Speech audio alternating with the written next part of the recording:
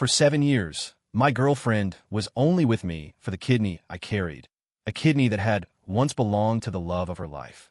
In her eyes, I was nothing more than a vessel, no different from the other people who received organs from her deceased boyfriend. That's why our 7-year relationship was a secret, while she openly flaunted her romance with a man who received her dead lover's corneas. Because in her mind, eyes were more noble than a kidney. The moment I learned the truth, I decided to let her go. I would give her back what she truly wanted, her lost love's kidney. But when she finally received it, her entire world shattered. Mr. Cole, are you certain you want to schedule a nephrectomy? I'm certain, Ethan Cole said, his grip tightening on his phone. I want all my kidneys removed. The voice on the other end of the line paused. Sir, we have an opening on the 30th of this month. Would that work for you? Yes. Excellent. Please arrive at the hospital on that date for your preoperative appointment. A leading surgeon will be handling your procedure. The call ended. Ethan's fingers traced the faint scar on his lower back, a chill spreading through him. With a sudden, sharp movement, he tore the matching bracelet from his wrist and threw it into the trash. The silver links were engraved with his and Khloe's names. He'd commissioned it from a reclusive artisan in the Rockies, a grueling 3-day hike just to reach the man's workshop, a pilgrimage he'd made for her. 7 years ago, a brutal car accident had left him with a failing kidney, saved only by a transplant. During his recovery, a cheerful young nurse had burst into his life. Khloe. She'd cared for him with a tenderness he'd never known, even peeling the bitter white pith from his orange slices. She had warmed his cold hands in hers and confessed, her voice clumsy with emotion, Ethan, I think I'm falling for you. Overjoyed, he had pulled her into his arms. That love had only deepened with time, growing into the foundation of his world. But just as he was about to give her the bracelet, he'd overheard her talking to her best friend. If it wasn't for Ryan's kidney, do you think I'd actually be with him? Honestly, Ethan is just a container, a living extension of Ryan. He's such a fool. He actually thinks I love him. In that instant, his world stopped spinning. Then it imploded. Rage, grief, and a profound sense of betrayal washed over him, a tsunami of pain that left him gasping for air. He'd run to the park bench where they'd had their first real date, the very spot where he'd promised her forever.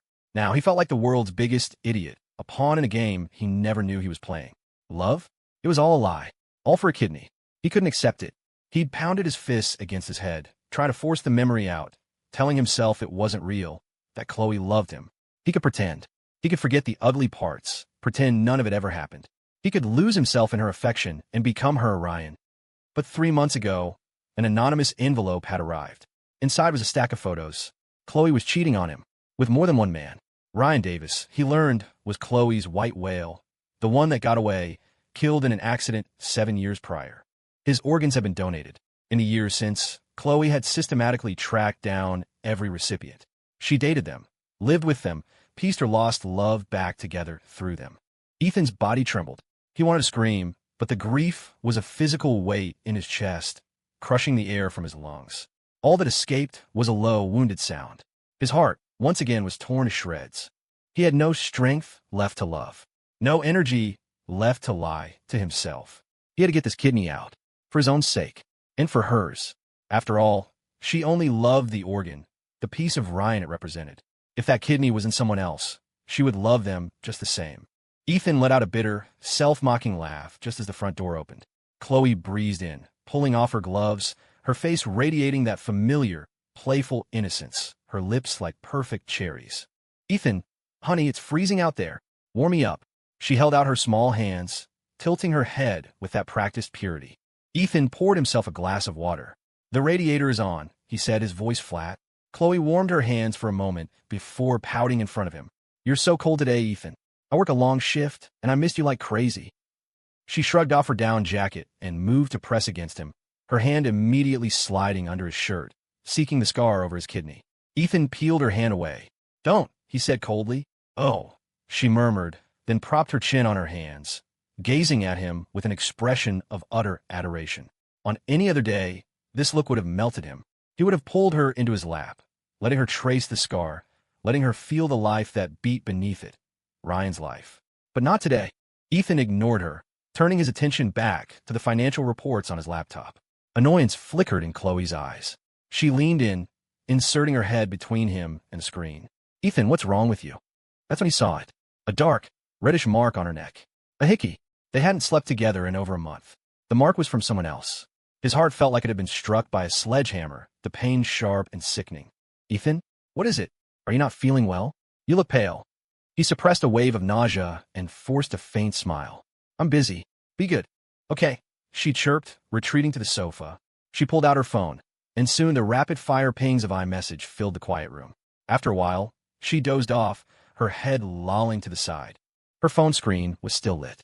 Ethan's gaze fell upon it. She was messaging one of her other lovers. I'm not wearing anything underneath today. Want to see, babe? I only get wild for you. Baby, I need you. Ethan scrolled up. He saw a selfie she'd taken in their shower. He saw that their conversation went back more than a year. He saw records of their monthly hotel visits. He saw that this man had also received an organ transplant. Ryan Davis's corneas. He saw Khloe's message to him. I love you. That's why I only want you to see me at my most beautiful. Ethan's hands clenched into fists, his nails digging so deep into his palms that he should have felt pain. But the gaping wound in his soul had already numbed him to any physical sensation. Looking at the sleeping Khloe, a dark thought flickered through his mind. He wanted to die and take her with him.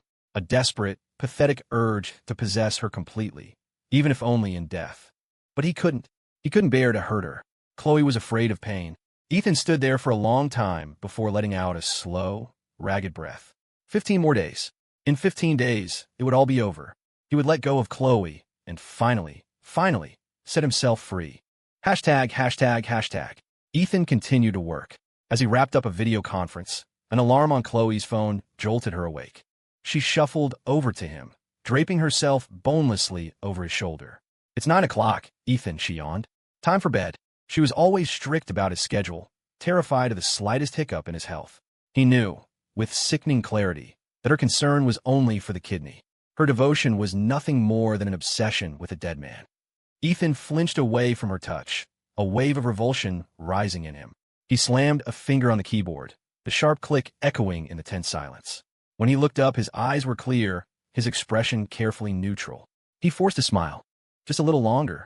I have a few more things to finish up. Khloe, startled by his tone, but choosing to ignore it, beamed at him. Okay, but hurry up. I worry about you. Ethan managed a quiet his fingers trembling before he slowly clenched them into a fist. A moment ago, he'd been in hell. Now, her single, empty phrase had pulled him back toward a twisted sort of heaven. A heartless concern. A lie he desperately wanted to believe. He was pathetic, greedily clinging to any scrap of affection, hoping against hope that one day she might actually care about him. Could she? Khloe, oblivious, hummed a little tune as she returned to the sofa. She was engrossed in her phone, her thumbs flying across the screen in a blur. Ethan's heart grew colder with every passing second.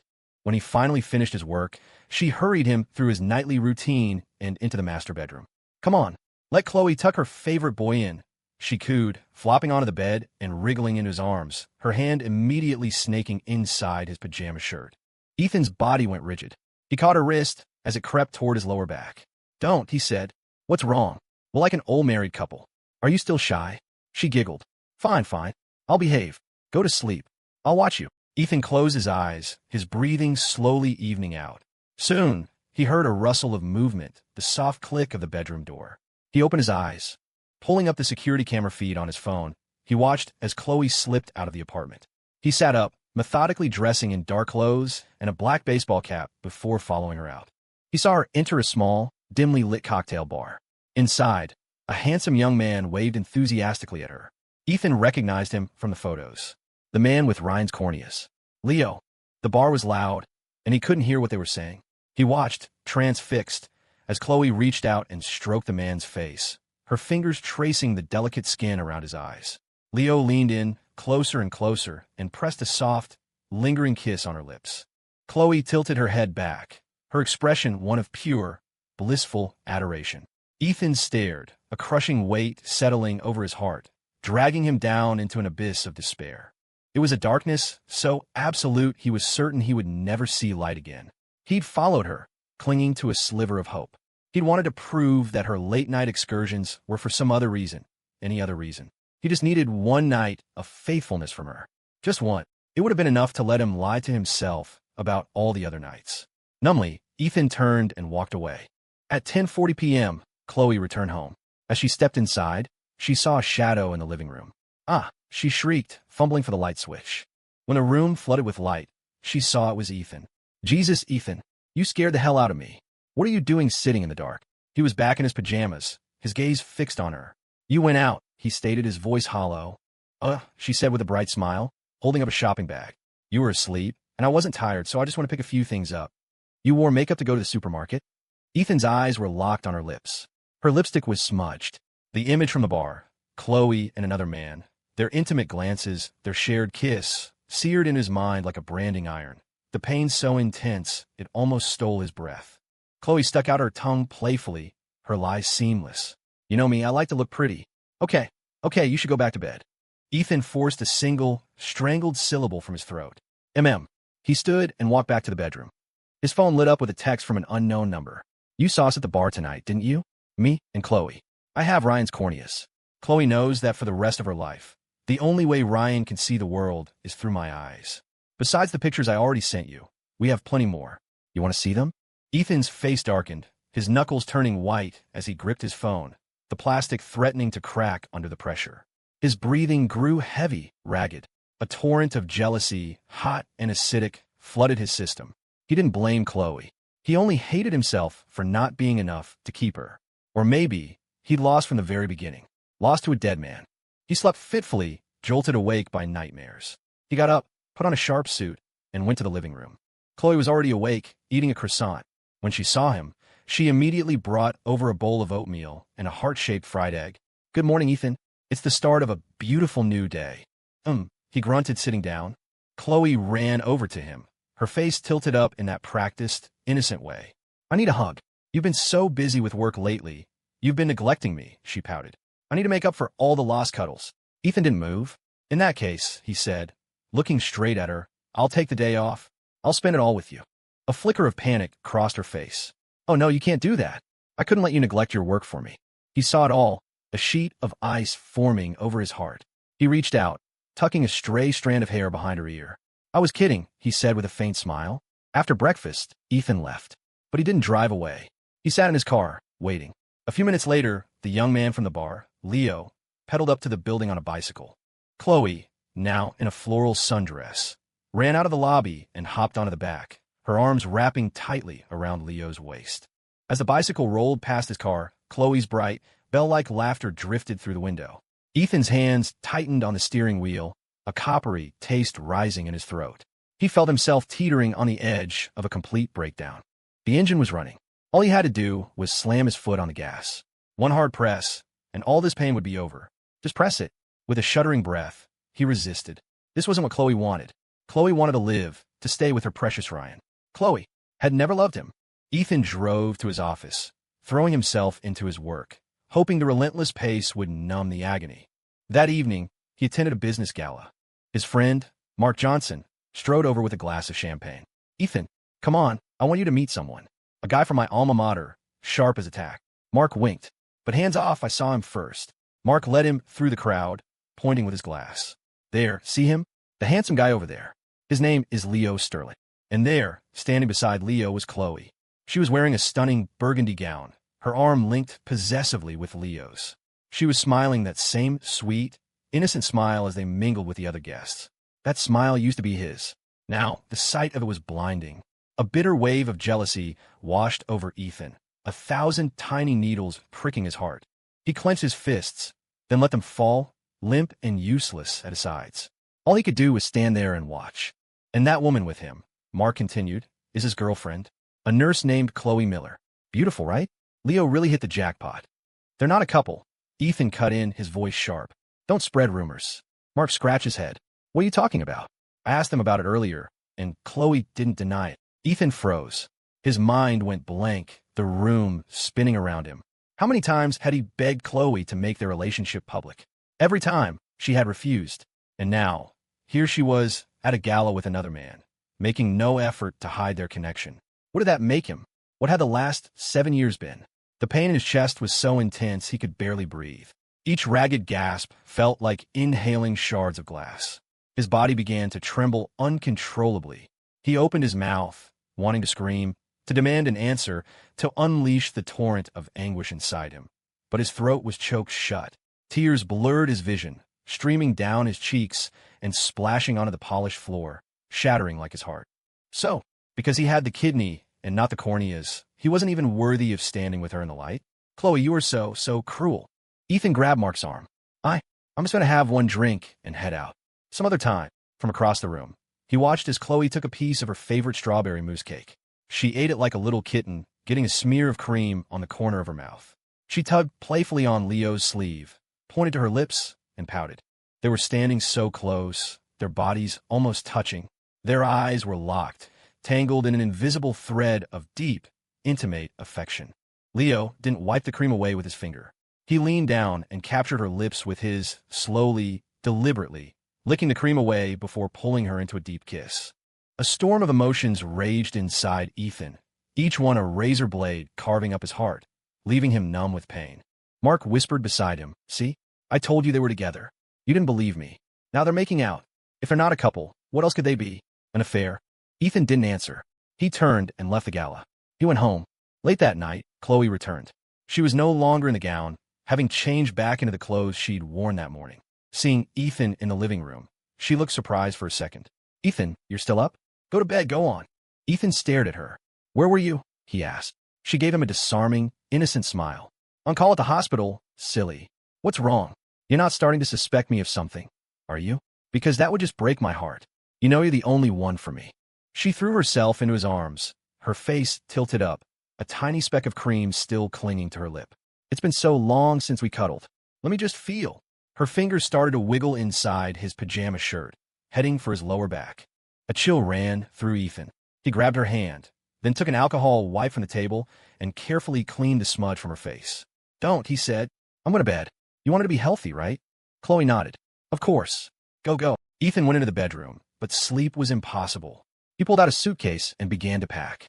15 more days, and it would all be over. The next day, Ethan woke up at noon. He got dressed and went into the living room to find Khloe on a video call, wearing Bluetooth earbuds, chatting animatedly. When she saw him, she gave him a sweet smile. "Just talking to my bestie," she mouthed. She brought him a bowl of chicken soup from the kitchen, then went back to the sofa, laughing and blushing at whatever was being said on the other end of the call. Ethan ate without tasting anything. As Khloe reached to refill his bowl, her phone screen lit up. The caller ID was a familiar avatar, the man with Ryan's corneas. Leo. Ethan's hand, holding the spoon, began to tremble. With an involuntary jerk, the spoon scraped against the bowl, a high, grating sound that pierced the air. A wave of bleak despair crashed over him. He clamped his hand over Khloe's as she reached for the bowl. She took out one earbud. "What's wrong?" When Ethan looked up, his expression had returned to its usual, gentle warmth.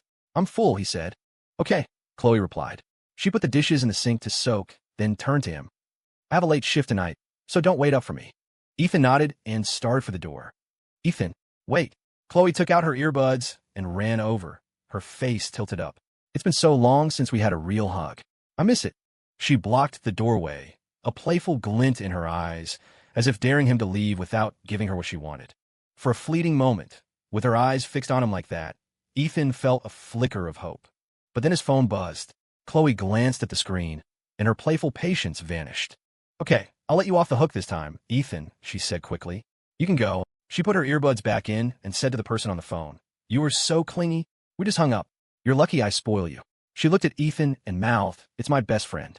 Then she turned and walked back to the sofa, her voice bright and cheerful as she resumed her conversation. The light in Ethan's eyes flickered and died, replaced by a spreading frost that seemed to freeze his very soul.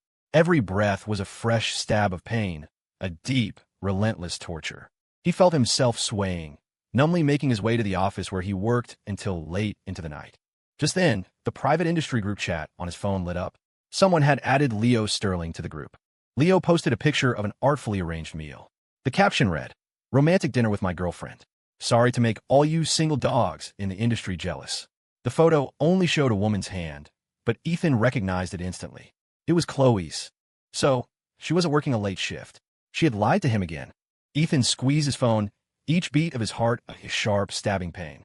He felt pathetic. He was just a container for Khloe's dead lover's kidney. A thing. And he was jealous of another container. Even more, he was jealous of a dead man who, in death, had effortlessly claimed everything Ethan had fought for. He must be insane. to still hold out any hope for Khloe. How pathetic. As dawn broke, Ethan finally went home. He opened the door to find the living room light on. Khloe was on the sofa in a bathrobe, a sheet mask on her face. Hearing the door, she tilted her head. Ethan, you just getting back? Don't tell me you've been working this whole time. So, the moment I have a night shift, you stop taking care of yourself, is that it? Ethan took off his shoes. I slept at the office, he replied flatly. A corner of Khloe's mask slipped. She poked it back into place. Then why do you look so terrible? You must have missed me, right? Come on, let me give you a hug to recharge your batteries. She opened her arms, grinning so wide the mask fell off again. This time, she didn't bother with it. Her innocent face tilted up toward him. A faint blush colored her cheeks, like a sunset cloud. She was looking at him, but he knew she was only seeing through him to the kidney. She didn't love him. She never had. A sheet of ice closed around Ethan's heart. I'm tired, he said coldly. I'm going to get some more sleep. He started for the bedroom, but Khloe wrapped her arms around him from behind. No, Ethan, I want a hug. Why won't you hug me? Tell me, are you falling out of love with me? Ethan was silent for a moment. Are you? He asked. Of course not, she said. I love you more than anyone, Ethan. He froze, hearing the stupid, traitorous thrum of his own heart. Pathetic, he thought with a self-loathing sneer. She probably cooed the same sweet lies to Leo. After a few seconds, he forced a faint smile and pried her hands off him. Don't be silly. I need to rest. He went into the bedroom and closed the door. Outside, the sun was bright, but he couldn't feel a trace of its warmth. When Ethan woke up, it was already dark. He was drenched in sweat, his head throbbing. He turned on a light and staggered into the living room. The apartment was empty. On the dining table was a bowl of oatmeal and a single fried sausage. Next to it was a sticky note. Ethan, the hospital needs me to go to a nursing conference. I'll be gone for a few days, so please take care of yourself. Love, your Khloe. The oatmeal was cold. She must have been gone for hours. Ethan had no appetite. He found a thermometer, stuck it under his arm, and collapsed onto the sofa. Just then, his phone buzzed with a notification from that same, familiar, unknown number. Khloe says she's staying with me for a few days. Says she can't bear to be apart from me. Don't you want to see how she gets down and dirty in my bed, mister? Cole. A violent cough racked Ethan's body. He covered his mouth with a tissue. When he pulled it away, it was stained with blood. It felt like 1,000 needles were stabbing his heart, the pain spreading through his veins. The note on the table was a cruel, mocking joke. Love, your Khloe. Ethan's trembling fingers traced the letters on the note before he clenched his fist, crushing the paper and tearing it to shreds. The next thing he knew, he was dialing Khloe's number. He was about to hang up when she answered, her voice bright and cheerful. Hey, Ethan, are you awake? Calling me the second you wake up. You're so clingy. Why aren't you saying anything? Ethan. Ethan managed his voice hoarse. Did you get there? Hours ago, she replied. I sat through lectures all afternoon. I'm exhausted. We're on a break now. I'm out with some colleagues. She lowered her voice conspiratorially. You know, I've only been gone a little while, and I already miss you so much. The oatmeal on the table is probably cold. Remember to heat it up in the microwave, okay? The tension in Ethan's body eased slightly. Okay, he said, but in the next second, a familiar male voice cut in from her end. Khloe, what are you doing over here? I've been looking all over for you. It was Leo. Leo was with her. He had known this would be the answer, but the reality still plunged him into an icy abyss. The world around him became distant and blurry. All he could hear was the sound of his own chaotic breathing, a desperate, echoing wail from the depths of a dark canyon. It was all so clear. He had lost completely and utterly. Yet he kept testing her again and again, pathetically begging for a scrap of loyalty that was never his to begin with. Khloe's voice came back on the line, rushed and anxious. Okay, my colleague is calling me. I have to go. Bye. The line went dead. Ethan let out a weak cough, a bitter laugh escaping his lips as he slammed his phone screen off. Was he that much of a secret? Or was she just afraid of Leo finding out? Afraid of upsetting the man who held her dead lover's eyes? In the end, he was just the extra, the third wheel in his own relationship. Ethan looked down and pulled the thermometer from under his arm. He had a fever. He pushed himself up from the sofa and went to the medicine cabinet for fever reducers. It was empty. After a moment of silence, he pulled on a down jacket and went outside. The frigid wind cut through his feverish haze like a blade of ice. He forced himself toward the pharmacy, the cold air slightly clearing his head. Even as the images of Khloe's betrayals flashed relentlessly through his mind, a torturous cycle of fire and ice that was shattering him from the inside out. At an amusement park across town, Khloe and Leo sat in a Ferris wheel car as it slowly climbed, the city lights spreading out beneath them like a carpet of jewels. "It's so beautiful," Khloe breathed. Leo leaned in, his expression tender as he drew close to her face. "Khloe." Her eyes reflected his image, and a blush crept up her cheeks. "Yes." Leo's lips met hers, a soft, searching kiss. "I love you," he whispered. Khloe's eyes curved into crescents as she wrapped her arms around his neck. "I love you too." A dark glint appeared in Leo's eyes as he deepened the kiss. Just as their car reached the highest point, a spectacular burst of blue fireworks exploded overhead, painting the night sky in ethereal light. The glow illuminated their small cabin, casting an otherworldly sheen on Khloe's ecstatic face and Leo's triumphant smirk, weaving a web of beautiful, damning light around them. The pharmacy was just downstairs, but for Ethan, the short distance felt impossibly long. Another blast of wind sent him stumbling. He fell to the pavement and didn't get back up. Fine, delicate snow began to fall, blanketing his still form. A passerby saw him covered in a thick layer of white, his eyes closed, his face pale as death. Alarmed, the person called 911. When Ethan regained a sliver of consciousness, he heard a doctor's voice. "Where are the patient's family?" "Here." "Unlock his phone so we can contact them." Ethan's lips moved, his eyes fluttering open. A nurse was already trying his fingers on the phone scanner. It unlocked. The doctor scrolled through his contacts and dialed the number at the top of the list, labeled girlfriend. The call was on speaker. It connected quickly. "Hello, are you this young man's girlfriend?"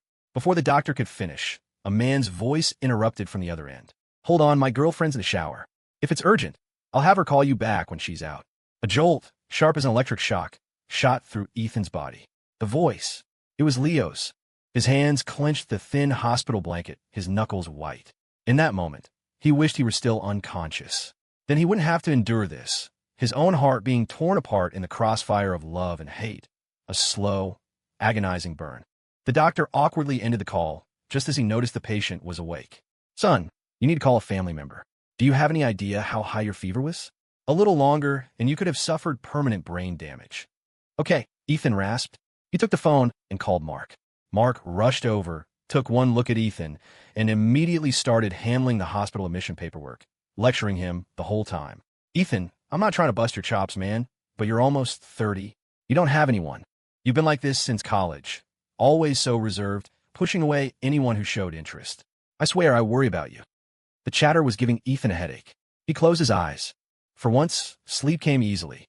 He was woken up by the sound of Mark's laughter. He pushed himself up, his head still fuzzy, his body weak. "You remember my buddy from school?" Mark was saying from beside the bed. "Leo? I told you he was with that Khloe girl. And man, are they sweet on each other. It makes me sick. Look, he just posted on Instagram." Mark held out his phone. The screen showed a photo taken from behind. A man and a woman, their arms raised in a V for victory sign. They were on a Ferris wheel, with brilliant blue fireworks exploding outside the window. It was a beautiful picture. Ethan instantly recognized the girl he had carved into his very soul. Khloe. The photo was time-stamped, last night. The same night, he'd collapsed with a fever. While he was lying unconscious in the snow, Khloe was with Leo, living a fairy tale. A hurricane was raging in his chest, tearing his last vestiges of love to shreds, leaving nothing but ruin and despair. Mark looked at him. "My friend's got a girlfriend. Maybe it's time he got serious about finding someone." "A girlfriend?" That was his girlfriend. Ethan was on the verge of exploding.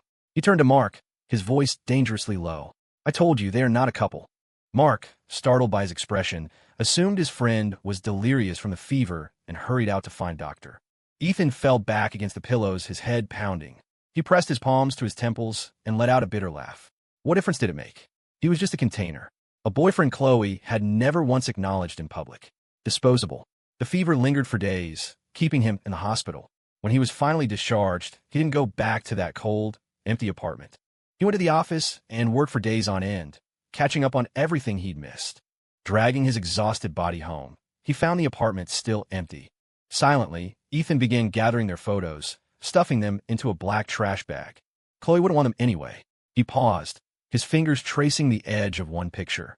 He was holding her, his face alight with a joy that now seemed like a cruel joke. It was proof of a love that had never existed. A muscle twitched in his jaw as he tried to form a smile, but it dissolved into a mask of pure grief. Loneliness became a tangible thing, a creeping mold that consumed him. He pulled out his phone and dialed Khloe's number. He just wanted to hear her voice one last time. A final eulogy for his wasted years. A farewell to the pathetic fool he had been. Beep, beep, beep. We're sorry. The number you have dialed is not available at this time. The cold, robotic voice echoed in the empty room. The call never went through. Suddenly, his phone chimed with a notification. It was from the industry group chat. Leo Sterling had tagged everyone having a blast with a wife in Miami. She's putting sunscreen on me right now. I must be the luckiest man in the world. The replies flooded in. You dog. Lucky bastard. Stop shoving in our faces. We're all full from this PDA. Wife already? You're not even married, are you? Sounds like things are getting serious. Congrats in advance. Ethan stared at the screen, his eyes turning to ice. Just then, his phone buzzed again. It was the familiar, unknown number. A photo. It was taken from a sneaky angle, showing Khloe and Leo locked in a passionate kiss. The second message followed immediately. Guess how many times we've done it these past few days? I didn't use a condom once. Hashtag, hashtag, hashtag. Ethan's chest heaved, his hands clenched in a fist so tight his knuckles were white, the veins on his hands standing out like twisted ropes. The urge to kill Leo had never been stronger. He wanted to book the next flight to Miami and beat the man to a pulp. But it didn't matter anymore.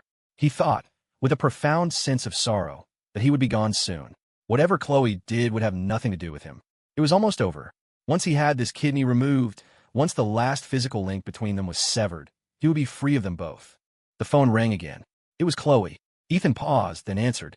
Khloe's cheerful voice filled his ear. Ethan, what's up? You needed something?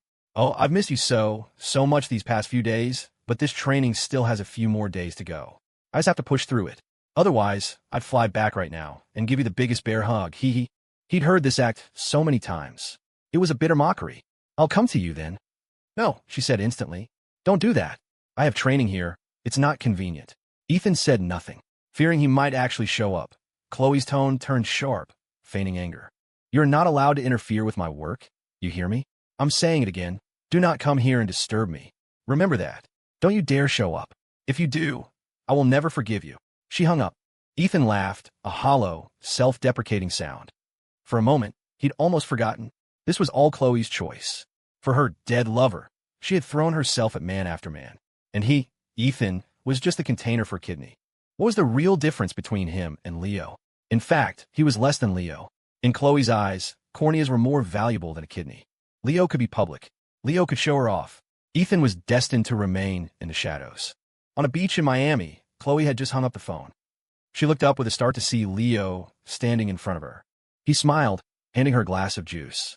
Who was that? Khloe took a sip, her face tilting up with that innocent smile. Just some guy who has a crush on me. Don't worry about him. Leo's expression was knowingly sly. He's bothering you? Khloe nodded. Yeah, he calls all the time. It's so annoying. He should really take a look in the mirror. How could he possibly compare to my Leo? I love my Leo the most. Leo smiled. Is that so? Khloe pretended to be mad. What? You're my boyfriend. Don't you believe me? Fine, I won't talk to you anymore. Okay. I believe you, Leo cooed, stroking her hair with one hand while discreetly tapping his phone with the other, sending an audio file. Ethan had just finished clearing out the apartment, packing away everything that was his, when his phone began buzzing incessantly. He opened it to see the industry group chat exploding with notifications, all tagging him. Scrolling up, he saw an audio file. He pressed play. It was a recording of his call with Khloe. She must have had him on speaker. His voice, and the way she spoke to him, was enough for everyone to know who it was. The call recording ended, and Khloe's conversation with Leo began. He heard her clear voice say, just some guy who has a crush on me. Don't worry about him. Just some guy with a crush. Ethan's body swayed, like a candle in a gale, on the verge of being extinguished by the sheer force of the pain. His lips trembled, but the agony in his throat was a physical blockage, preventing any sound from escaping. Beneath the audio clip, Leo had added a comment. I hope a certain someone in this group understands his place and keeps his distance from Khloe. Got it. The chat was a blur of messages. What's going on? Is Ethan Cole a homewrecker? Whoa, this is some serious drama. Damn, I always thought he was so righteous and aloof. Turns out it was all an act. TSK. Never would have guessed Ethan Cole was this pathetic behind the scenes. The vicious comments washed over him. The group was out of control. Ethan silently left the chat. In this secret, twisted relationship, he had no ground to stand on. 7 years of love, And in the end, he was just a pathetic pursuer. From start to finish, it had all been in his head. A one-man show. He had never, in his entire life, felt like more of a joke. Ethan dragged a suitcase with one hand and 2 black trash bags with the other. He walked out the door. Love, not love. None of it mattered anymore. Tomorrow was the day of the surgery. Khloe, goodbye forever. Hashtag, hashtag, hashtag. Ethan tossed the black plastic bags into a dumpster and drove away. The sky, which had been a brilliant, sun-drenched blue just moments before, was rapidly darkening, as if stained by a spreading pool of ink. The first snowflake fell, then another, and another, until the air was thick with them. A maintenance worker from the apartment complex came to empty the dumpster. He heaved the 2 black bags into the back of his truck. The sound of shattering glass echoed as one of the bags tore open, revealing the corner of a picture frame. In the photo, a sweet-faced young woman was smiling, her arm wrapped lovingly around a man. The man's face had been blotted out with a black marker, his features completely obscured. Ethan checked himself into the hospital. The next day, he was wheeled into the operating room. His consciousness began to fade under the influence of the anesthesia, the world dissolving into a haze of cold, clanking instruments and the blurred movements of doctors and nurses. He felt the sharp slice of a scalpel. He watched as his kidney was carefully, methodically removed from his body. On a sparkling sea in Miami, Khloe floated on a giant flamingo inflatable, pushed by Leo further and further from the shore. She kicked her feet in the water, her laughter echoing across the waves. They reached a secluded cluster of rocks, far from the other beachgoers. Leo pinned her against a rock, his mouth descending on hers as his hand tugged at the small triangle of fabric covering her. "Leo," she gasped. "What are you doing? We're outside." He smirked, sucking on her lower lip. "We're already out here. Why not try something a little more exciting? You've never done in the ocean, have you? I even brought some toys. What do you say?"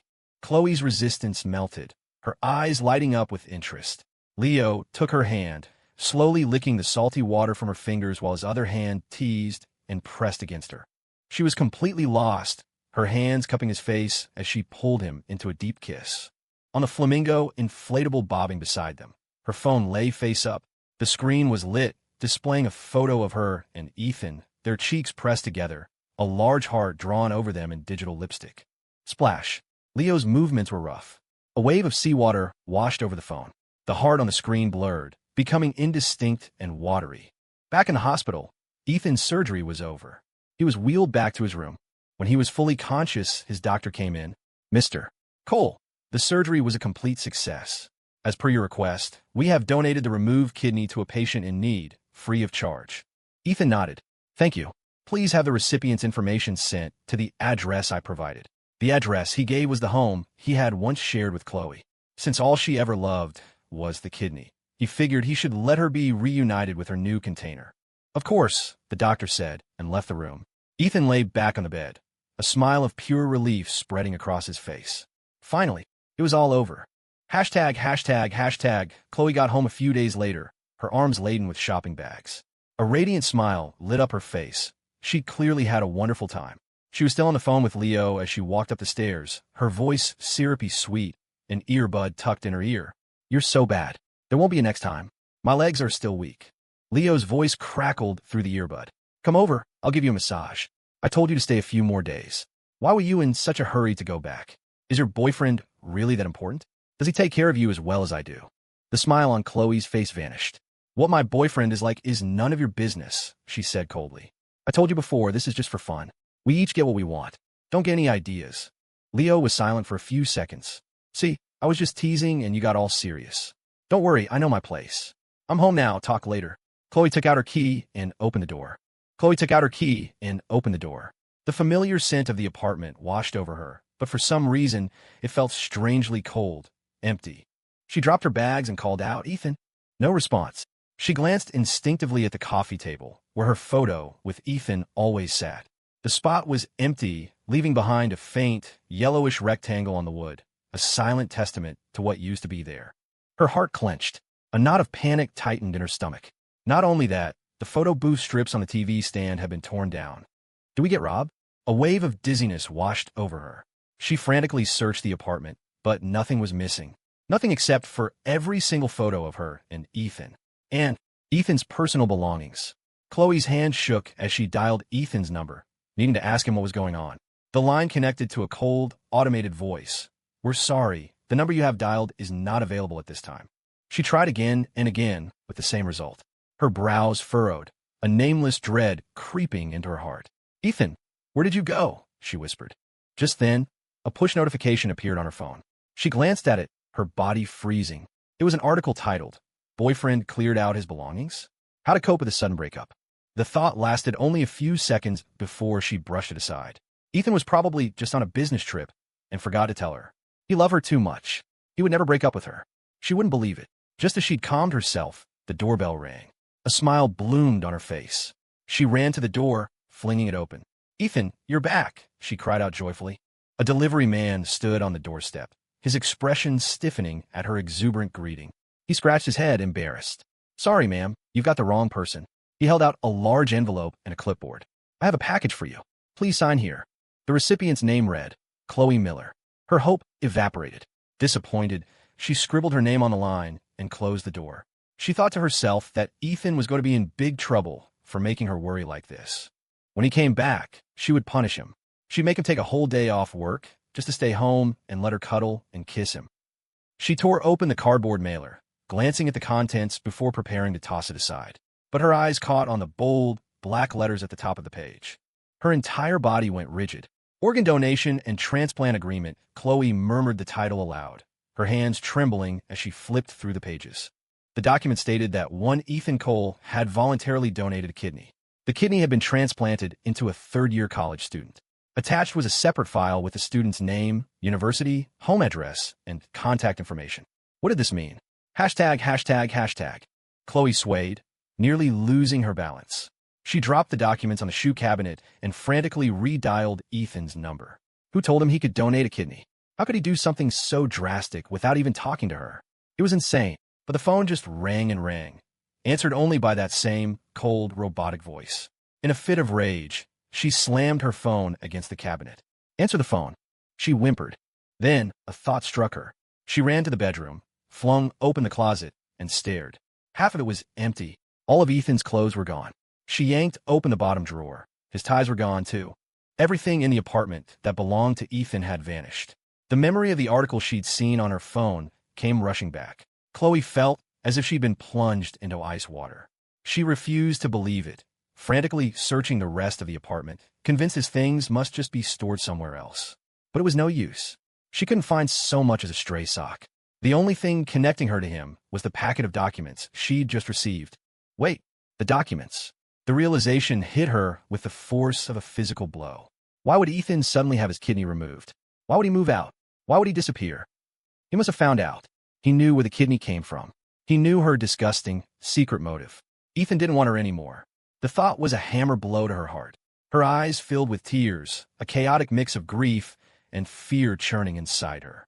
No, it can't be. She forced herself to her feet and searched again. But there was nothing. Still nothing. Khloe scrambled for the door, pulling on her shoes and sprinting out of the building, heading for Ethan's office. Only one thought consumed her. She had to find him. She had to tell him that she had fallen in love with him long ago. The dead man, her white whale, was a ghost of the past. How could a dead person ever compare to a living, breathing man? Ethan was the one she truly loved.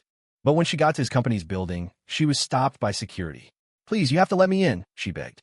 "I have something important to tell Mr. Cole. I'm his girlfriend. I've never heard of Mr. Cole having a girlfriend," the guard interrupted, looking her up and down. Her disheveled appearance did not match the image of the girlfriend of a man like Ethan Cole. He waved his hand dismissively. "Go on, get out of here. We get women claiming to be his girlfriend all the time.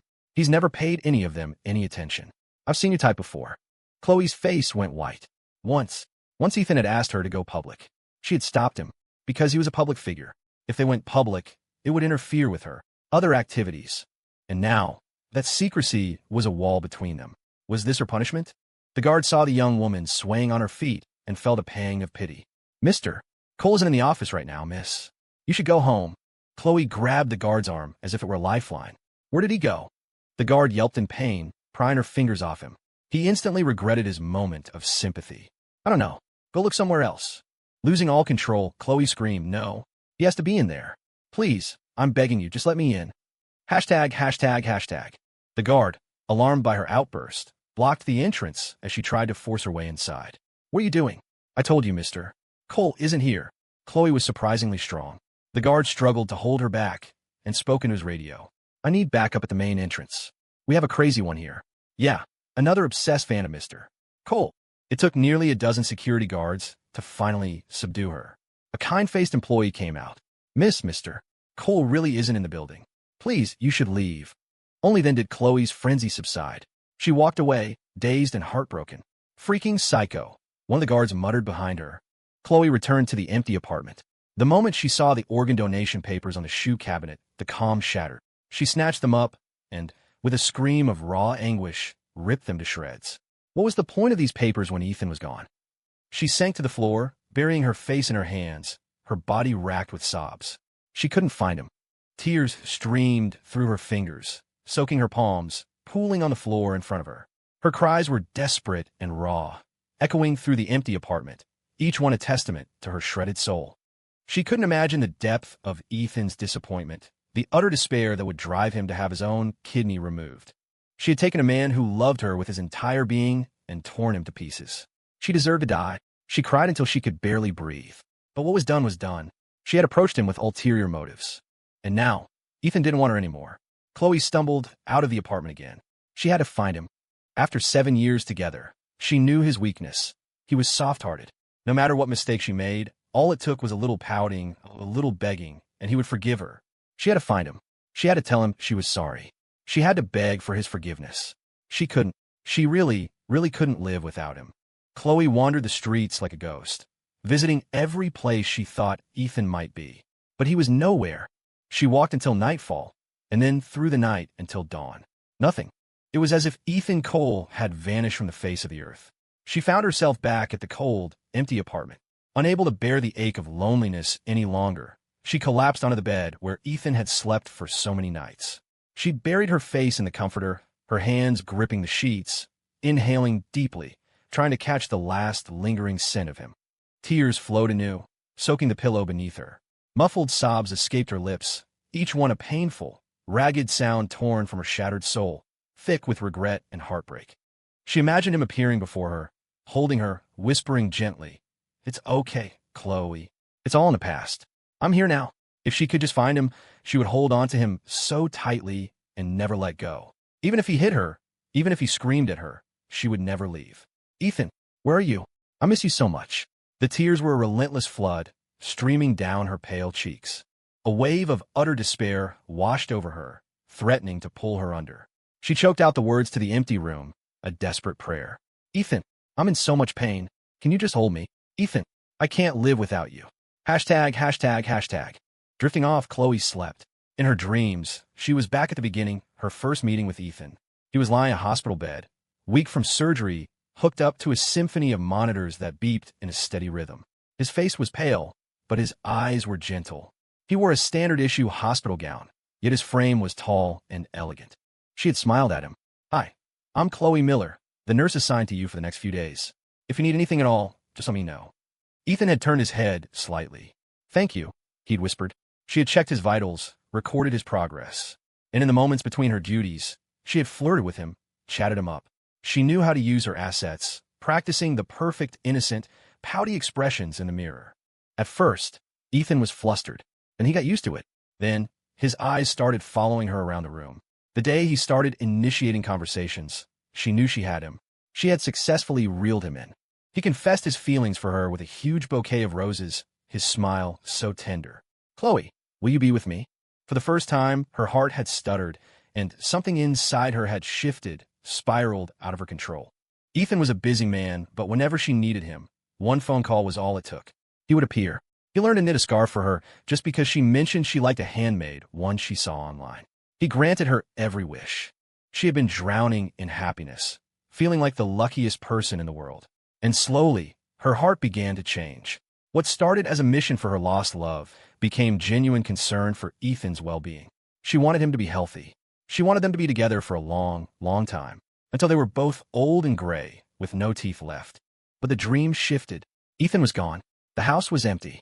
It was only her. She was frantically searching for him, screaming, "Ethan! Ethan!"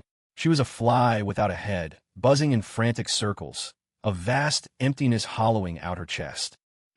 Ethan. Khloe shot up in bed, awake. It took her a moment to reorient herself. In her dream, Ethan was gone. In reality, Ethan was also gone. But then, she smelled something. The faint, savory aroma of cooking. She was the only one in the apartment, and she hadn't made anything. Did that mean? A spark of hope ignited in her. She scrambled out of bed, not even bothering with slippers, and ran to the kitchen. Ethan, you're back.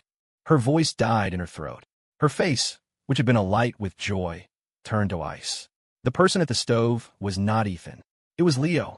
He placed a plate of stir-fried mushrooms and pork on the table and untied his apron. I made some food. Come and eat. Khloe didn't appreciate the gesture. She flew at him, screaming. What did you get in here? We'll let you in. Get out. Khloe, calm down, Leo said. I called you, but you didn't answer. I was worried, so I came over. The door was unlocked, so I let myself in. I saw you were sleeping, so I went out and bought some groceries to make you a meal. Did something happen? You look terrible. If you're not happy, you can always come to me. At least I can make you happy, which is more than I can say for your boyfriend. Khloe. Before he could finish, a loud smack echoed through the room. Khloe stared at him, her eyes shot with red. What my boyfriend is, or isn't, has nothing to do with you. Get out. Get out now. Ethan is just gone for a little while. I can't let this filthy person stay here. If Ethan finds out about me and Leo, he'll never forgive me. ####. The slap landed hard, catching Leo completely off guard. His head snapped to the side, his mind a sudden blank. When the fog cleared, a searing pain erupted on his cheek. He instinctively raised a hand to his face. It was hot and already swelling. His eyes were wide with shock and hurt. Khloe, I was just trying to help. I don't need your help. Khloe shrieked, her voice cracking. I just need you to get out. Now. The shrill sound was sharp enough to pierce his eardrums. Leo was shoved out the door. The apartment was once again silent, leaving Khloe alone. The food on the table smelled delicious, but the sight of it made her sick. Leo's presence had taken her already fragile mood and shattered it completely. Even the meal he prepared seemed grotesque. With a sweep of her arm, she sent the plates and food crashing to the floor. The sound of shattering porcelain and scattering food filled the air. White rice mixed with sauce and vegetables in a disgusting mess on the floor. Khloe stumbled back to the bedroom and collapsed onto the bed, the faint scent of Ethan on the sheets offering a sliver of comfort. So, Ethan hadn't come back. It was just wishful thinking. Khloe spent the next few days searching, but still, there was nothing. She found herself back at Ethan's office building. The security guards now recognized her. One of them, seeing her, just shook his head, treating her like a delusional fan. Mr. Cole isn't here today either. You should go. Khloe turned to leave, her mind racing, trying to think of any place she might have missed. She was fooling herself, she knew, but she clung to the idea that Ethan was just lost, and if she could just find him, everything would be okay. As she turned, she came face to face with an angry man. His face was contorted in a snarl. Khloe Miller, he spat. It was Mark Johnson. He hadn't expected to run into the person responsible for his best friend's public humiliation. He glared at Khloe, his eyes burning holes into her. Do you have any idea what you've done? Because of you, Ethan is a laughingstock in our entire industry. How dare you show your face here? You nearly destroyed my friend. The name, Ethan, snapped Khloe to attention. She grabbed the man's arm. You know where he is, don't you? Tell me. Please, I'm begging you, tell me. Mark ripped his arm away. You don't have the right to even say his name. You mess around with Leo, fine, but why did you have to drag my friend into your sick games? Khloe was confused. What does this have to do with Leo? Mark sneered. You don't know? Your little affair with Leo? He blasted it all over our industry group chat. He pulled out his phone and played the audio recording for her. After listening to the clip, Khloe's face went chalk white. She swayed on her feet. She had thought Ethan left her just because he found out about the kidney. But it was more than that. He knew about her and Leo. He knew she had cheated on him. Mark stared at her, then put his phone away. I don't know why you're still looking for Ethan, but let me give you some advice. Stay away from him. Don't even let him see you. You'll just dirty his sight. ####. Mark wasn't the type to hit a woman, but if he were, he would have made Khloe Miller understand the consequences of toying with people's hearts. He wanted her to feel even a fraction of his friend's pain. Seeing her now, looking so broken and pathetic, he just felt sick. Was this an act? What was she thinking when she was hurting Ethan? Remember what I said, Mark said, brushing off the spot on his sleeve where she had touched him. He turned and walked away. Khloe's body trembled, a wave of pure terror washing over her. She collapsed onto the sidewalk, her hands clutching her head as she broke into hysterical sobs, tears, and snot streaming down her face. She pounded her fists against her skull, her cries sharp and desperate. She had thought it was all a misunderstanding, that Ethan would come back to her. But now, it was different. He left because she had cheated, because she had committed an unforgivable sin. She had hurt him deeply, almost destroyed him. Ethan was really never going to take her back. Mark was right. She was filthy. Khloe stumbled home in a daze, a ghost haunting her own life. She went into Ethan's study. This was where he used to work, where he would give in to her playful antics and pull her onto his lap, where he would hold her. Now there was just a cold, wooden desk and an empty chair. Ethan was gone. She had destroyed everything beautiful with her own hands. She had betrayed him. Tears of regret streamed down her face, splashing onto the cold floor. She gasped for air, trying to calm the storm in her chest, but the ache only intensified, as if it were trying to rip her soul from her body. This wasn't just the pain of lost love. It was a profound self-loathing. She knew that some things, once broken, could never be put back together. She hadn't slept or eaten properly in days. She stumbled, knocking over the small trash can next to the desk. A few photos spilled out. She bent down to pick them up, and her heart seized. There were pictures of her, with her lovers. Not just with Leo, with others too. The air froze. All she could hear was the frantic, panicked drumming of her own heart. Her hands started to shake uncontrollably, the photos trembling in her grasp as if they were accusing her. These photos were supposed to be hidden in a private album on her phone. How did they get here? Who sent them? It only took a second for the answer to hit her. There was only one person who knew her phone's passcode and the password to her private album. Leo. He hadn't just spread rumors in the group chat. He had sent these to Ethan. It wasn't just her. Leo had hurt Ethan, too. It was both of them. They had driven Ethan to cut a piece of himself out and leave this home. They were both sinners. Just then, the doorbell rang. Khloe paused her spiraling thoughts and went to the door. Leo was standing there, holding a bag of snacks. Khloe, I was worried about you being home alone. I came to keep you company. Seeing the man she now considered her enemy, Khloe snapped. She lunged at him, her nails raking across his face as she screamed. What are you pretending for? If it wasn't for you, Ethan would never have left. It was all you. You did this. You hurt him, and I will never forgive you. I'm going to drag you to hell with me. Khloe's sharp nails tore through Leo's skin. White lines appeared, then quickly filled with blood. In an instant, his cheek was marred by several deep, angry scratches, like grotesque centipedes crawling across his face. He instinctively covered the wound, the bag of snacks he was holding falling to the floor and scattering everywhere. His eyes were wide with shock and pain. Khloe, calm down. I don't understand what you're talking about. Did your boyfriend say something to you? You have to believe me. I would never do anything to hurt you. The absurdity of his words made Khloe laugh, a harsh, broken sound. She grabbed a handful of his hair and dragged him toward the study. You don't understand? Come here. Look at this. Look at what you've done. Despite her small frame, Khloe was incredibly strong. Leo felt like his scalp was being ripped from his head. He was dragged and shoved, his face pressed against the study floor. Khloe snatched the photos from the ground and slapped them against his face. Leo's eyes widened as he saw what they were. Did Ethan show you these? Khloe didn't answer. She grabbed his head and slammed it against the floor again and again, screaming, You tell me. Who told you to send these to him? Who told you to do it? With each impact, a dull thud echoed through the room. Leo's expression shifted from confusion to sheer terror. He was starting to get scared. He genuinely believed that if he let her continue, she might actually kill him. He struggled to his feet, shoved Khloe away, and, with blood streaming down his face, fled in a panic. Khloe fell to the floor, her eyes filled with a venomous hatred, following his retreating back. You destroyed my happiness, she shrieked. I will never let you get away with this. I will never forgive you. Leo stumbled, falling to the ground. He didn't dare stop, scrambling to his feet and running for his life. Khloe slowly pulled herself up from the floor. Anyone who hurts Ethan, she whispered, I will make them pay, including myself.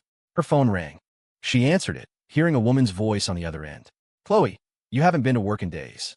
Is everything okay at home? If you need some time off, I've already approved your leave.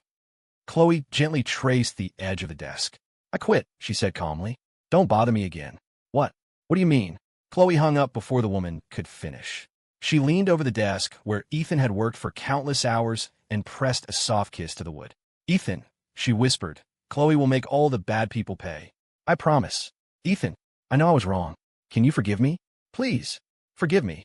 Her body shook with suppressed sobs, which finally burst forth, raw and animalistic, like a wounded creature crying in the night. Tears flooded her eyes, soaking the desktop. Her chest heaved as she gasped for air, trying to find a moment of relief in the overwhelming tide of grief and self-loathing. I'm sorry, I was wrong. Khloe bought a used electric scooter. She printed out the photos of her and Leo, screenshots of their chats, a timeline of her infidelity, and pasted them all over the scooter and onto poster boards that she hung around her neck. Across the top, in huge, glaring red letters, she wrote, "The homewrecker and the cheater." She rode the scooter to Leo's university, pushing it through the campus, walking lap after lap. Her appearance was so conspicuous that she quickly drew a crowd. Students took pictures, some even started live streaming. The story spread like wildfire across campus. Leo, hearing the news, came to find her. He wore a baseball cap and a mask, tried to hide his face. He ripped the posters from her neck. "Khloe, what are you doing? Are you trying to ruin me? Get a grip. Ethan is gone. The only person you can rely on now is me." Smack! Khloe slapped him across the face. "Shut up," she screamed. "If it wasn't for you, Ethan would never have left. I told you. I'm dragging you to hell with me." She ripped off his hat and mask, exposing his face to the crowd. "Everyone look," she yelled. "This is the cheater. It's him. He's the shameless scumbag who sleeps with other people's girlfriends. It's him." The crowd erupted, phones flashing everywhere. "I know him. That's Leo Sterling from the finance department. This is so embarrassing. Causing a scene at school like this. He always seemed like such a nice guy. I can't believe he'd do something like this. TSK, disgusting," someone spat. "Looks so clean-cut, but he's a total sleaze underneath." Under the barrage of pointed fingers and judgmental stares, Leo broke. He tried to hide his face with his sleeve, begging Khloe, "Stop it, please, just go home. What I did before was wrong, but you've already hit me. Please, just stop." Khloe yanked his arm down, forcing his face into the open. "What? You can't take it. Do you have any idea how much pain Ethan was in when you spread those rumors about him? I'm telling you, this isn't over. This is just the interest. I'm going to make you feel every ounce of pain you inflicted on him, doubled." Looking at the pure madness in Khloe's eyes, Leo felt that same fear creep back in. He knew, with terrifying certainty, that she was capable of anything. The whispers and stares of his classmates were like spotlights, burning him. His face was beet red. He wished the ground would swallow him whole. He kept his head down, pushed Khloe away with all his might, and ran. His escape was clumsy and panicked, but the judging eyes and pointing fingers followed him, a suffocating pressure he couldn't escape. Khloe watched him go, a cold smile on her face. "Is running all you know how to do? You think I will help?" She wouldn't let him get away, not even if he ran to the ends of the earth. She wouldn't let anyone who hurt Ethan get away. "Hey, you the girl, what do you think you're doing? Who gave you permission to cause this kind of trouble on campus? Are you a student here? What's your name? What apartment?" A security guard came running over, dispersing the crowd and shouting at Khloe. Seeing her opportunity was over, Khloe hopped on her scooter and sped away.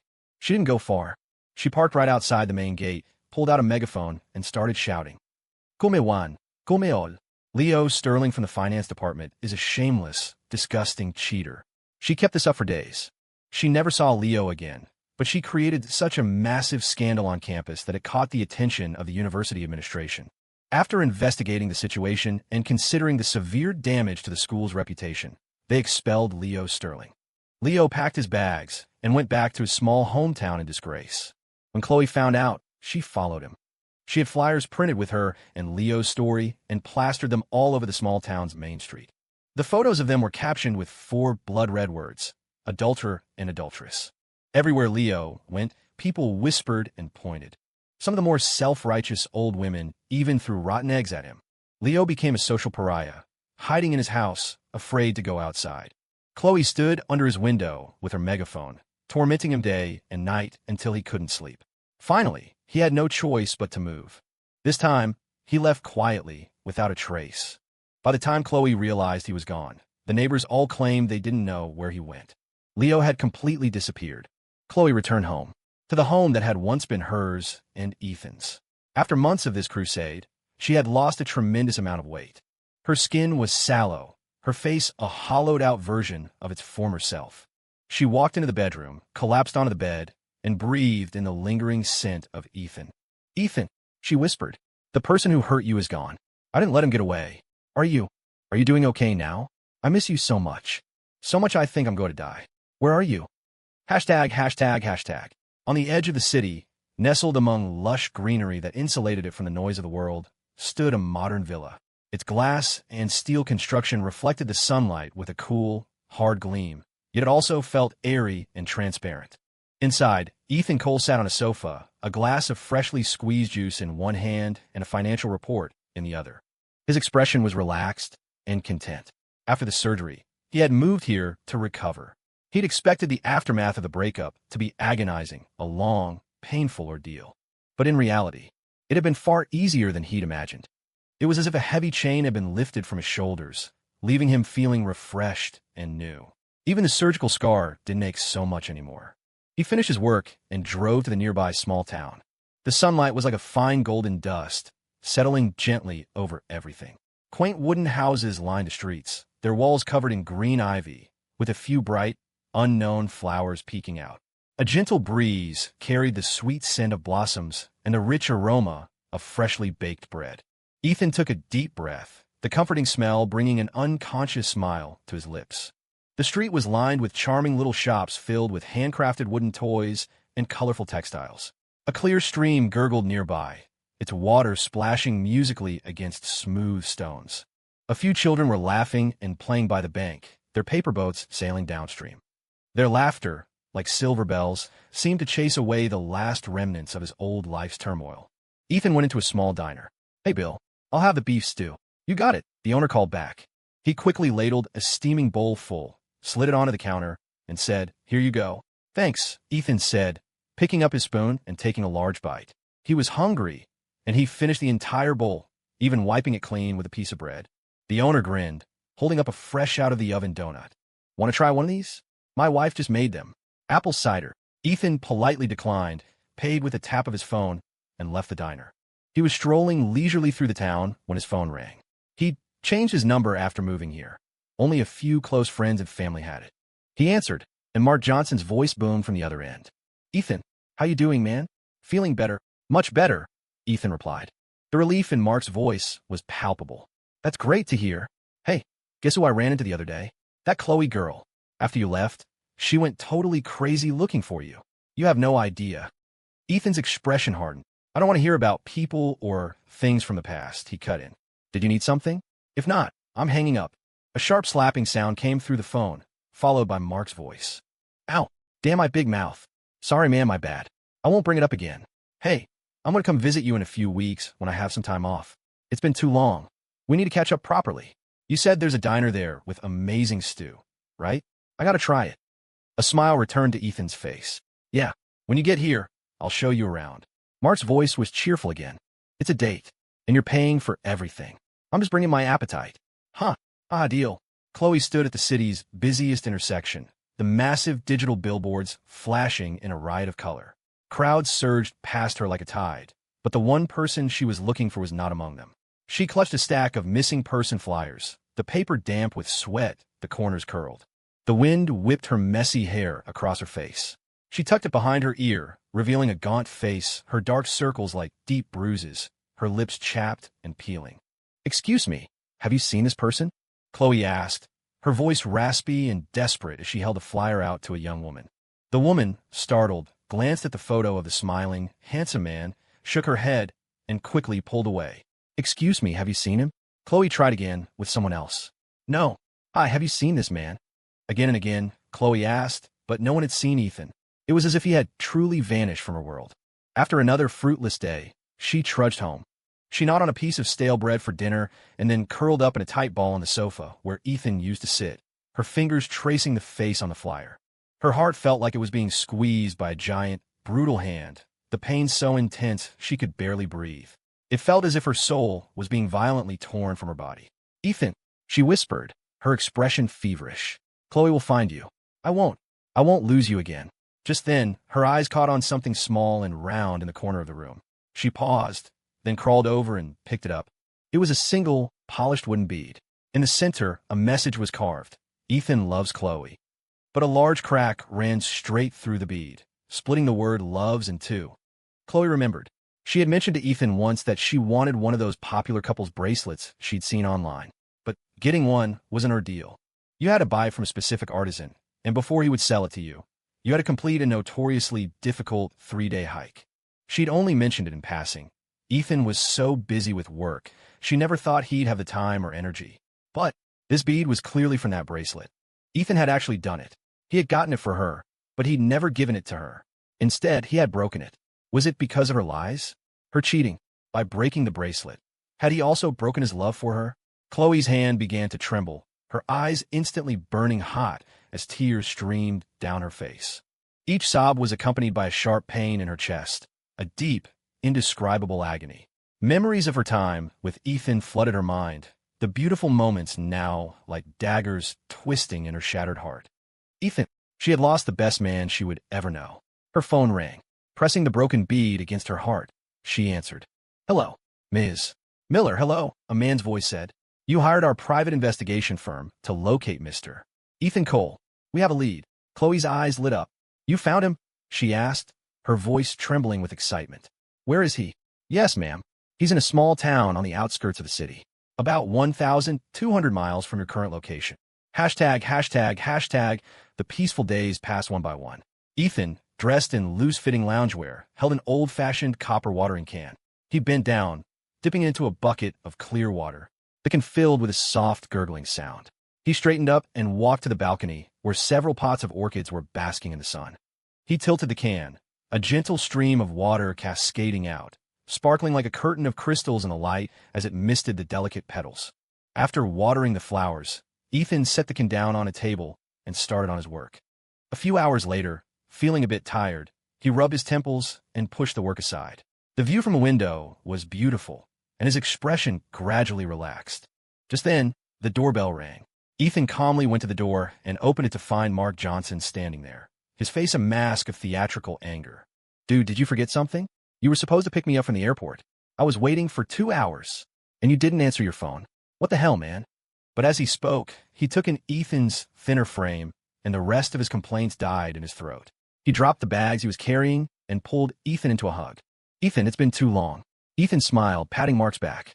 Don't hug me so tight. I can't breathe. Nope, I'm happy, Mark said, though he did loosen his grip slightly. If you keep this up, I'm going to think you're in love with me, Ethan teased. Mark immediately let go, wiping a tear from the corner of his eye. Don't be ridiculous. I like my women with curves. Laughing, they went inside. After dropping his bags, Mark was restless, insisting they go explore the town. Ethan checked the time and saw it was indeed dinner time, so he drove him to his usual diner.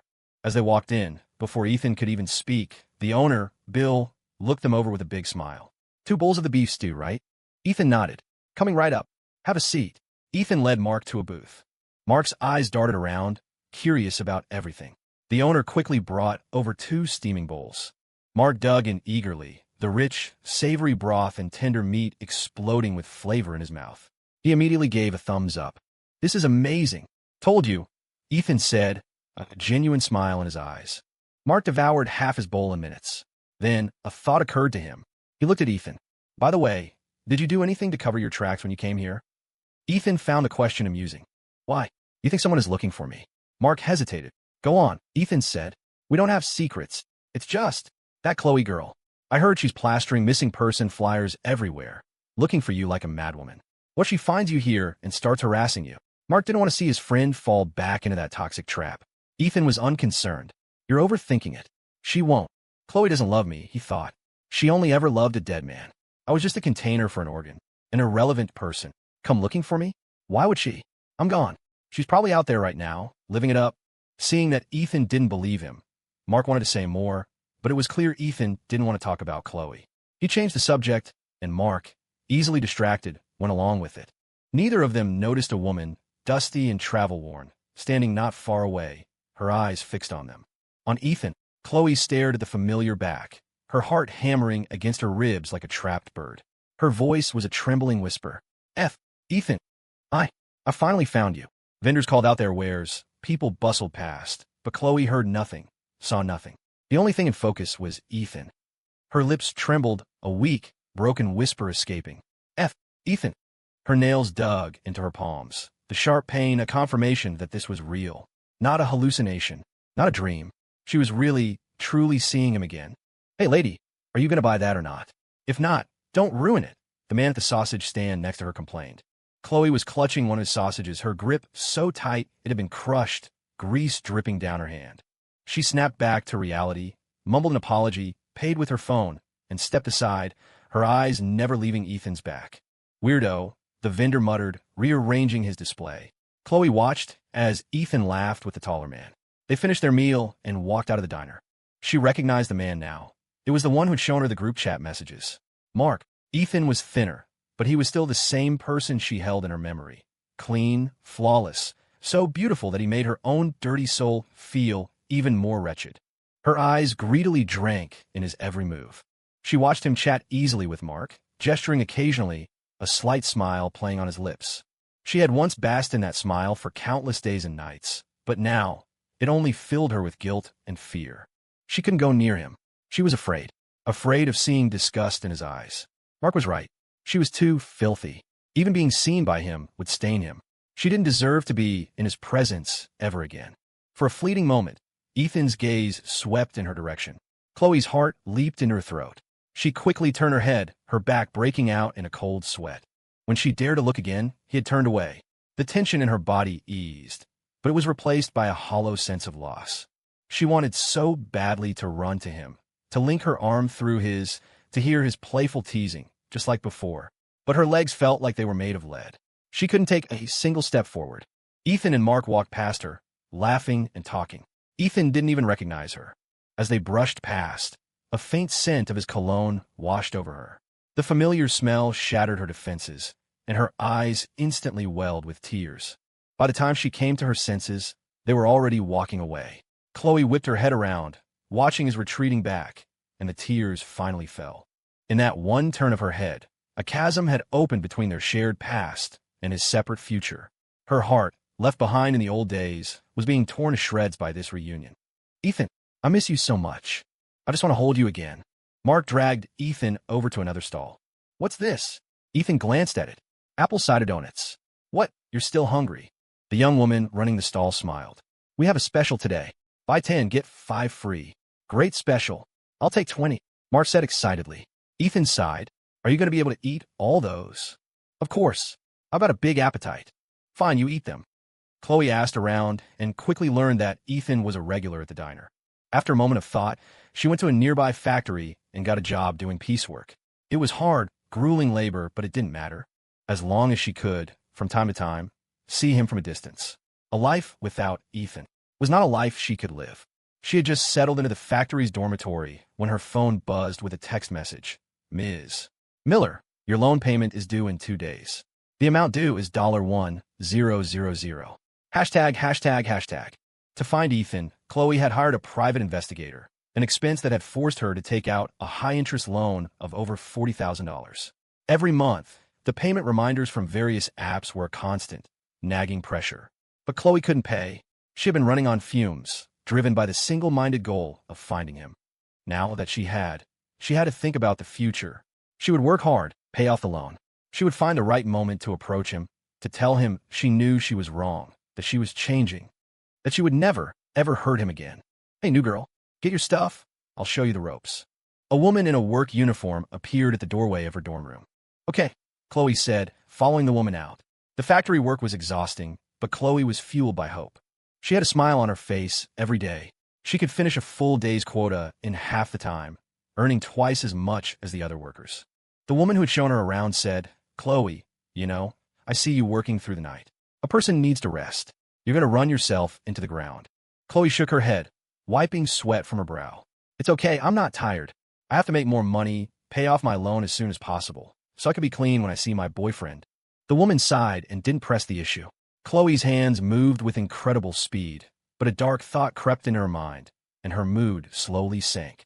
The loan could be paid off, but the sin she had committed, she would probably never be clean.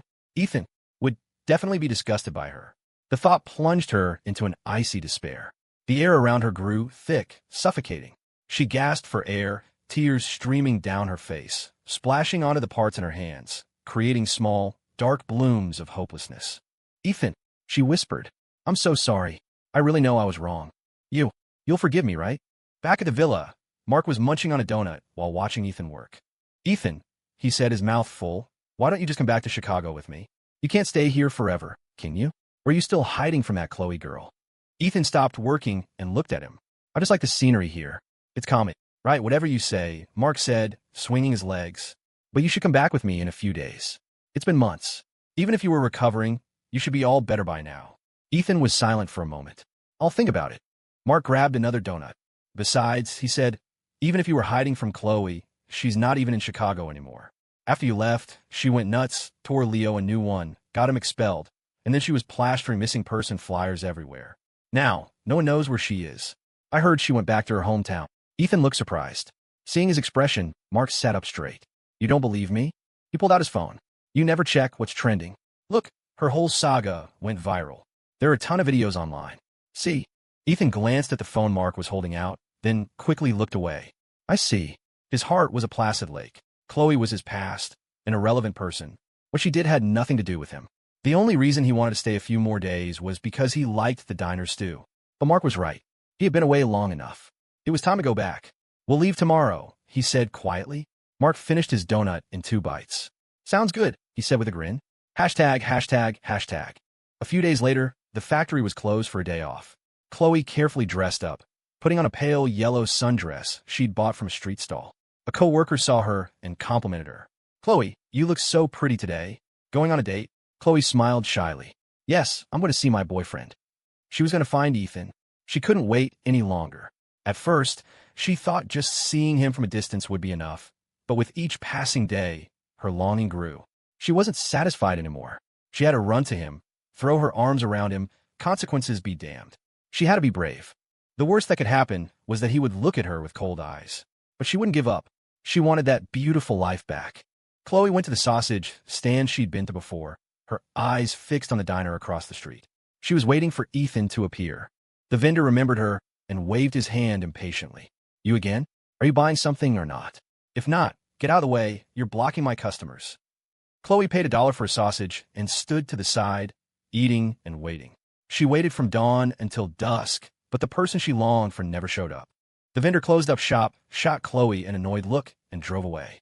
Khloe didn't leave. She found a spot under a bridge to spend the night, and the next day, she was back in the same spot. She waited day after day, until it was time to go back to work at the factory, but she never saw Ethan. She had no choice but to leave. On her next day off, she dressed up again in the same yellow sundress and went back. The vendor's wife couldn't stand it anymore. Who are you waiting for? I'm here every day. Maybe I can keep an eye out for you. Khloe stared at the diner. A very handsome man, she said distractedly. Tall. The woman thought for a moment. Doesn't ring a bell. Khloe pulled out her phone and showed the woman a picture of Ethan. Oh, him, the woman exclaimed. He hasn't been around for a while. The diner owner said he moved away. You're not going to find him waiting here, sweetie. Moved away. Khloe stood frozen. Yeah, the woman said. I remember now. It was the day after you first showed up here. Yeah, the second day. That young man moved away. He was a nice guy, too. Even brought the diner owner a gift before he left. You and him are. Before she could ask what their relationship was, Khloe shot off like a rocket, running across the street to the diner. The owner greeted her. Hello, what can I get for you? Before he could finish, the woman who had just burst in grabbed him by the collar. She was surprisingly strong, nearly lifting him off his feet. Before he could get angry, he heard her ask, her voice trembling, the man who used to come here all the time? He's gone. She held up her phone, showing a picture of a handsome man. The owner recognized him and nodded stiffly. Yeah, he left. About 2 weeks ago. Can I help you with something? Where did he go? Khloe screamed, losing control. The owner was frightened. I don't know. Not getting the answer she wanted, Khloe let go of him, her body slumping as if her soul had been ripped out. She stumbled outside, muttering, gone. He's gone again. She had lost him. Again. Khloe staggered and fell to the ground in front of the diner. Tears and snot streamed down her face. Her chest felt like it was being crushed by an invisible hand, each breath a searing, tearing pain, her heart about to be ripped to shreds.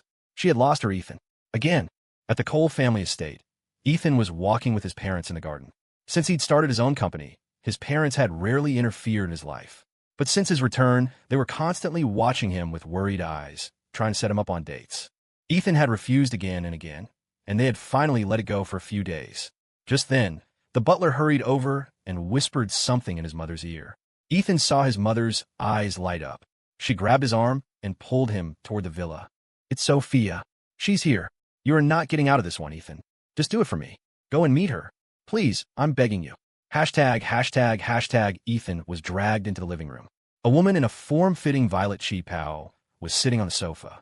She had an elegant air about her and smiled warmly at them. Ethan's mother was instantly charmed, pushing Ethan to sit next to her. Sophia, you look more beautiful every time I see you. It's good to see you, Mrs. Cole, Sophia said. Yes, you two young people chat. I won't get in your way. His mother gave him a pointed look and then left. Ethan had no intention of dating, nor did he want to waste the young woman's time. Miss Vance, he started gently. Sophia put a finger to her lips, glanced around, and then whispered, forced into this? Me too. Why don't we pretend to date, just to get our families off our backs? Ethan was taken aback. Don't worry, Sophia added. I already have someone I like. I just haven't confessed yet. A faint blush colored her cheeks. Ethan smiled. In that case, I have no objections. The conversation became much more relaxed after that. Sophia talked at length about the man she liked, and Ethan was a patient, attentive listener. When she was done talking, she took a sip of tea and looked at him. I heard you had a girlfriend before. Is she the reason you've been refusing all these blind dates? Are you waiting for her? Realizing her question was inappropriate, she coughed awkwardly. You don't have to answer that. Forget I asked. Ethan's expression was calm. It's nothing I can't talk about. It was just a case of unrequited love. That was a long time ago. I'm not accepting dates because at this age, it's hard to find that spark again. Don't you think it's painful trying to be with someone you don't love or who doesn't love you? Sophia smiled. I understand completely. At the factory in the small town, Khloe was numbly doing her work, the smile gone from her face. She was like a machine, tireless, feelingless. The factory foreman, worried she was going to work herself to death, gave her a day off to rest. But Khloe's reaction was violent. No, I need to make money. I need to make lots and lots of money. I need to find my Ethan. He was gone again, and she didn't have the money to hire another private investigator. She had exhausted every loan app, every possible source of credit. She had to earn more money, find him again. During a short break, Khloe was chewing on a piece of bread when a news report came on the large TV in the factory common area. On the screen, Ethan was walking out of his office building, a reporter with a microphone chasing after him. Mr. Cole, we've heard that you and the Vance family heirs are close to announcing an engagement. Is this true? Ethan didn't answer, slipping into a waiting car. The reporter ran after it. Mr. Cole. Ethan. Khloe stared at the screen, the bread falling from her hand. When the broadcast cut to something else, she rushed forward, pounding on the TV. Ethan, let me see Ethan. Put him back on. A coworker quickly pulled her away. What Ethan? You're crazy. He's a CEO. Why would he ever look at a factory worker like you? You're sick. You need help. Let go. You're going to break the TV. Khloe screamed. No. He's my Ethan. Let me go. I have to find him. Hashtag. Khloe was fired.